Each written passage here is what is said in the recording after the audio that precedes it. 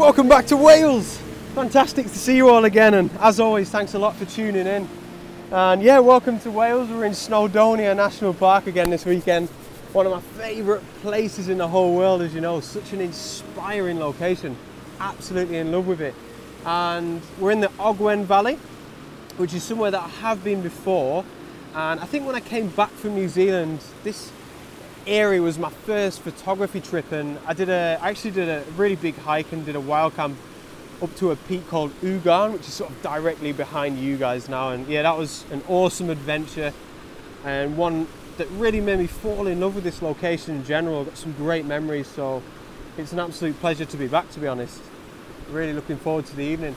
Now, I've come here today to take one or two really specific photographs from this very location.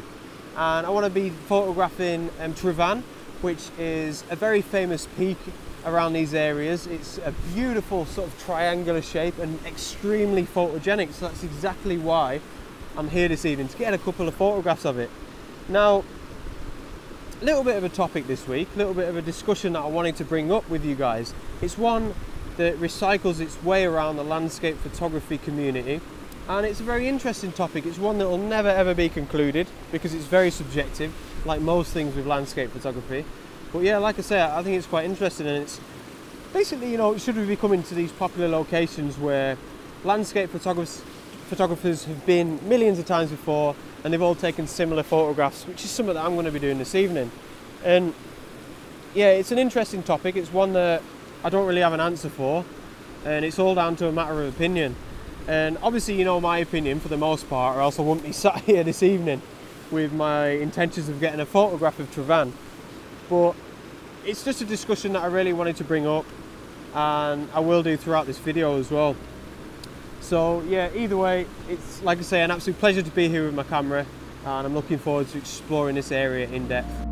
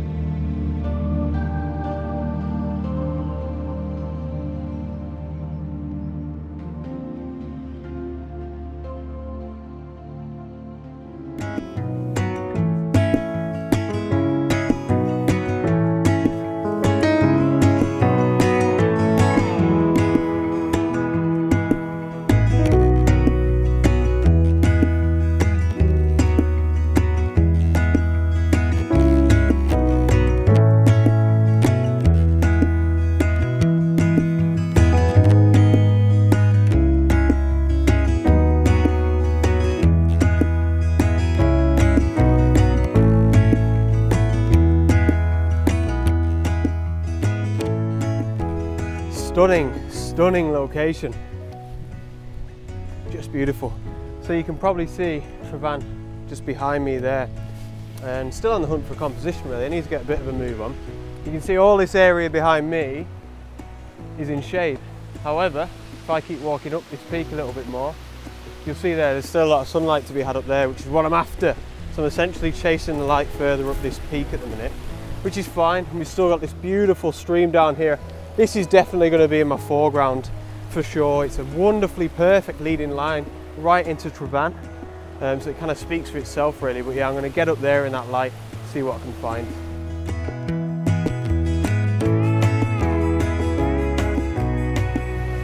Oh boy, so I've been going around this sort of little location here that I've found for about 10 or 15 minutes now, really trying to figure out a composition. It's quite messy. Now, I didn't get back up to the light. It beat me, to be honest. It was moving way too fast, which I'm a little bit gutted about. Now, I was kind of banking on the setting sun to light up the top of Trevan. And you might be able to see there, it's doing it a little bit, but I think it's fading, which is really disappointing. I think I might have misjudged that a little bit, unfortunately. So I'm quite gutted about that. I think I've found a nice composition, and I'm going to try and catch the last of that little bit of light on the top of Trevan for now. But yeah, pretty disappointed at this stage.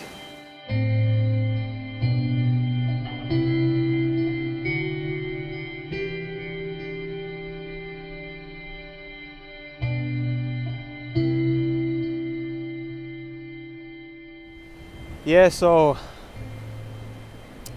I figured out a shot, and it's a nice photograph, don't get me wrong, it's a nice photograph, and it's a pretty decent composition as well, but just disappointed about the whole light situation. I feel a bit stupid that I've missed out on the light when there's not a cloud in the sky, which is, yeah, just a little bit of a downer, of course, but I'm going to take this shot because, like I said, I quite like the composition.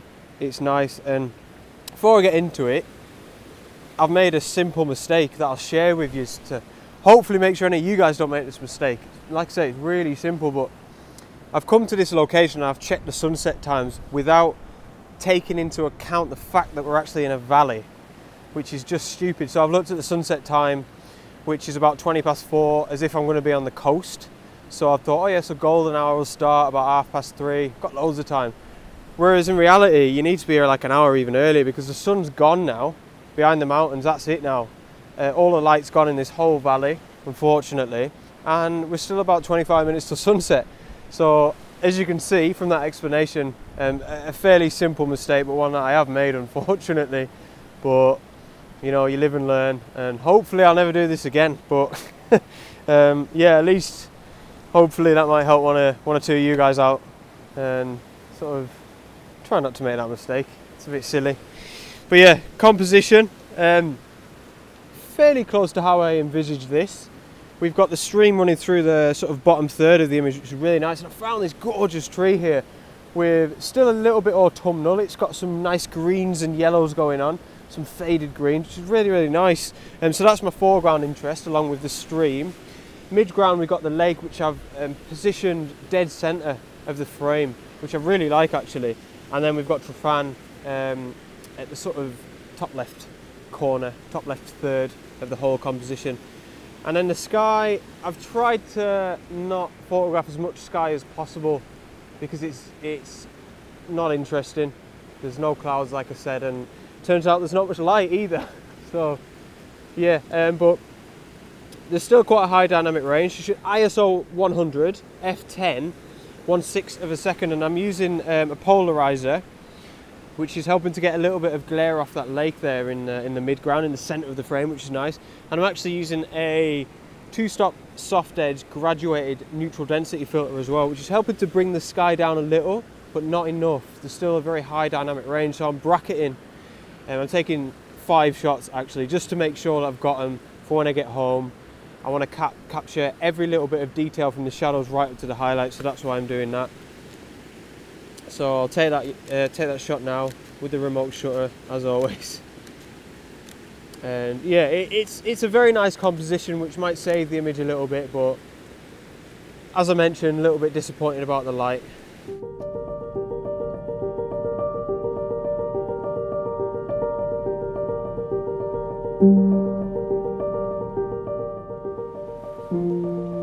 So I was thinking with that shot there that it's almost a very good argument for the people that would say we shouldn't come to these popular locations. And what I mean by that is that all week I've had a certain image, a certain composition in mind, to right down to, you know, the smallest details, thinking I know exactly what I'm going to shoot when I get here. So essentially I had very high expectations coming here for my image. Now it's very difficult to meet those expectations even if all the elements come together. So in a way it was almost inevitable that I was going to leave disappointed, because I had such a beautiful image pre-visualized in my head like a week before I even got to this location. So it's almost like I was setting myself up for failure, if you know what I mean. So I think, yeah, I thought that was worth mentioning, because it goes well with the debate or the topic of this week's video, and something to think about, I think. But yeah, I was quite happy with the composition, and hopefully the image isn't too bad when I get home. Now I'm going to take another image here. This is going to be my last image of the video. It's quite interesting because you can see the tree behind me, the one that I literally just shot. So all I've done is picked my camera up and turned it 90 degrees, and we're facing back towards the east, and still got a little bit of nice light over there. We've got a really nice sky, and we're essentially facing out of the valley. So I've stuck my 55-200 lens on, shooting at 135 millimeters, and yeah, it's a really nice image. What we've got is we're looking back out of Snowdonia National Park, and we've got some really, really nice layers, and that gorgeous sort of orange glow in the sky that you get when there's no clouds in the sky at all. I really, really like it. Something fairly abstract, and this is a nice image as well that goes with the topic of the video, because I'm stood here at a location that's so well photographed. However, I've literally turned my camera away from that, regardless of the fact that I've just got that shot there, but I've turned my camera away from that, and what I think is a really nice image facing in a completely different direction. So, but yeah, fairly interesting. Another nice photograph, I think, and something, you know, to think about again in terms of the topic of this week's video. I hope you like this image, guys.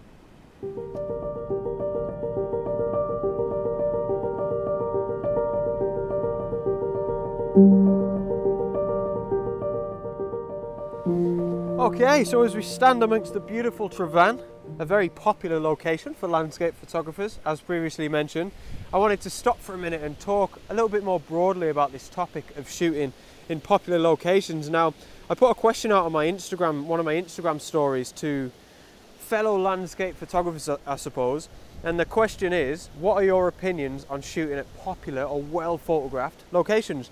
Should we visit them? Should they be avoided? Or do we need to have a balance? And it's nice to get a bit of a broader opinion on this topic, this really interesting topic. So I haven't read any of these. I'm just going to pick out 2 or 3 to keep it short and sweet. So I don't know if I'm going to be able to answer them on the spot. Now the first one is from, I'm just going to read out the Instagram names. Somebody called TomDG96, and he has said, I think we need to avoid them. To search for new places or subjects to photograph is the real adventure. And that's a really interesting reply, so thanks a lot, Tom. And I thought I was going to get unanimous messages just saying, yeah, we should visit them. So it's quite nice for the first person to just reply and say, nah, we shouldn't go to them. So there's me stood here now. Sorry, Tom. But yeah, as a matter of fact, I completely agree with him to an extent. Of course, I don't completely agree with him. That's a stupid thing to say, else I wouldn't be stood here now. But how he says, new places is the real adventure. I think that's a really interesting point, because there's nothing more satisfying than a landscape photographer than finding a new location that you've genuinely never seen photographed before, or a new subject. It's really, really exciting, and especially if you get it right, if you can get it in the right light, then it's really satisfying and rewarding as a landscape photographer, and I think that's what it's all about. I don't think it's as exciting. For me personally, it's not as exciting to come to this location now and shoot this when I know it's been photographed before. Obviously I'm comfortable with it, but I don't think I'd be questioning it in this video if part of me didn't feel like it wasn't the right thing to do, so to speak. So I hope you understand where I'm coming from with that one. But yeah, thanks a lot for that, Tom. That's a really interesting reply. Next one is from somebody called Coggin_Timothy. So thanks a lot for these replies, guys. I really appreciate it. He says, I think shooting popular spots is just the same as shooting a location you've shot before. You might see something about the location that hasn't been photographed before, or presented in a new way. I say go for it. So yeah, really simple reply. Again, I can't disagree with that. I quite like the fact where the part where he said you can photograph it. You can present it in a new way, a way that's never been presented in before, and I really like that. I think this is a good example of that in this location, because we've got this stream that comes all the way down from this valley, this peak here behind you guys, and it must be a couple of miles long. So basically I've walked all the way up this stream, and there's been countless different compositions. All right, the background's going to remain pretty much exactly the same, but I can find hundreds of thousands of different foreground interests, and I think that's pretty much what this guy's trying to say. You can present it in your own way, which is really, really nice, a nice thought. And of course the conditions are never going to be the same as well, you know. So one last reply from somebody called Julian Vasweisig, who follows me quite regularly and is always interacting with my YouTube. So thank you very much, Julian. Your thoughts and opinions are always really appreciated, mate. Julian's from Germany, I believe he's from Bavaria. So, hey Julian, thanks for the input. Hi Henry, I think photographers definitely should shoot at popular locations. It's a good start. Because it is a challenge for creativity to photograph it in a way that most of the people don't. Come at night and do light painting, search for new perspectives and or compositions. and a lot of other things. In my opinion, the real challenge is not to reach the most remote places, but to get a photo which many people don't have, or a photo with a strong personal story. So I think that, again, it's fairly similar to Tim's point there, but thanks a lot, Julian. And again, I completely agree. I can never really disagree with these things, because like I said earlier, it's very subjective and nobody's right or wrong. But yeah, I particularly like how he said at the end there, a photo with a strong personal story. So no matter what, if I can come to a personal location, if I can come to a popular location like this and make it my own and really try and express the feelings that I have in this location, then in my opinion that's still a successful photograph as a landscape photographer. And I think that's pretty much what Julian's trying to say here, and quite similar to what Tim said as well. He's saying you can get a different perspective of the location, where he says come at night and do light painting. It's a good example. You know, I've seen a lot of photographs from this location personally, but I've never seen any at night. Could be cool to come here and perhaps do a Milky Way shot if you can align it at the right time of year, that sort of thing. But yeah, some really interesting points there, so thank you all so much for your inputs. It's really appreciated. But I'm going to leave it there. It's been alright. As you could tell, I was fairly disappointed with the first shot and the way things worked out, but like I mentioned during my second image, it might be a really good example of why you shouldn't build your expectations up so much as a landscape photographer. When you come to these really popular locations, it's, like I said, just something to think about. But thanks for watching, and from the beautiful Ogwen Valley and Trefan, cheers for the support, cheers for watching, see you next week, out.